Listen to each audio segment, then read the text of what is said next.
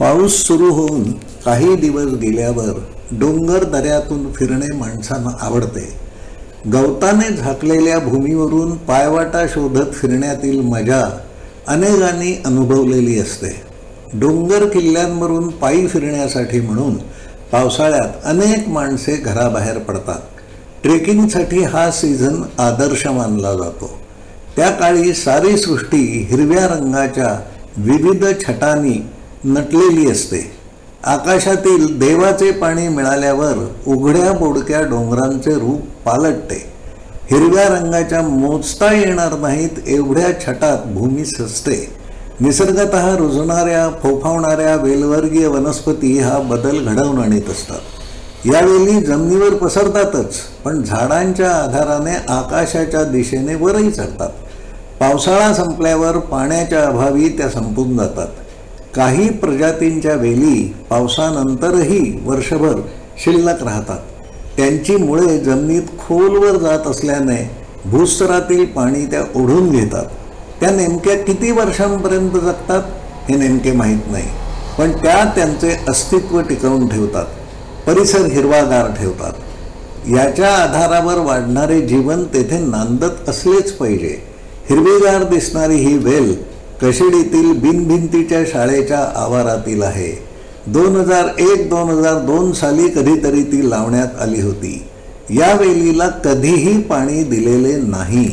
या वेलीने सभोवतालचा जवळजवळ 6 गुंठे एवढा परिसर व्यापला आहे. जेथे झाडावर चढण्याची संधी मिळाली त्या जागी ती जवळजवळ 50 फूट एवढी उंच गेली आहे.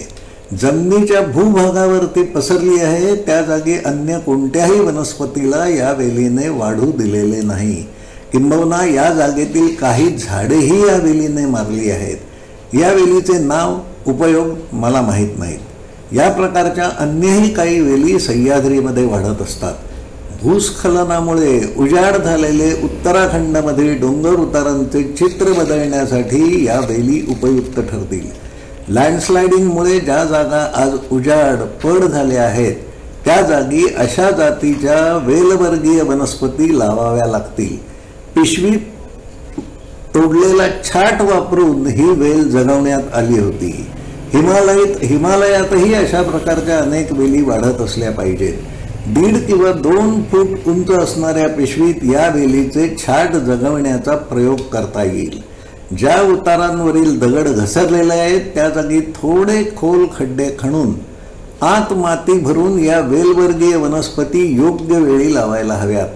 या वेली जमिनीवर पसरतीलच, माती धरून ठेवतील, सूर्यप्रकाशापासून अन्न तयार करण्याचे काम करतील, पण दगडांना घसरण्यापासून रोखतील, नव्याने माती तयार करण्यासाठी मदत करतील.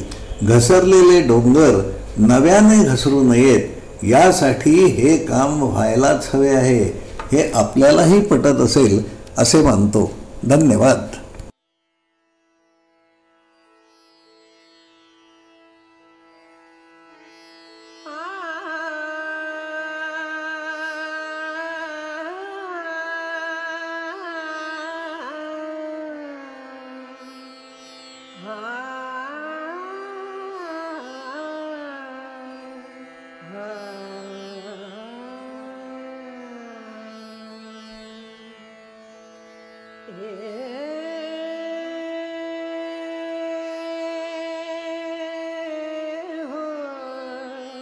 Yeah.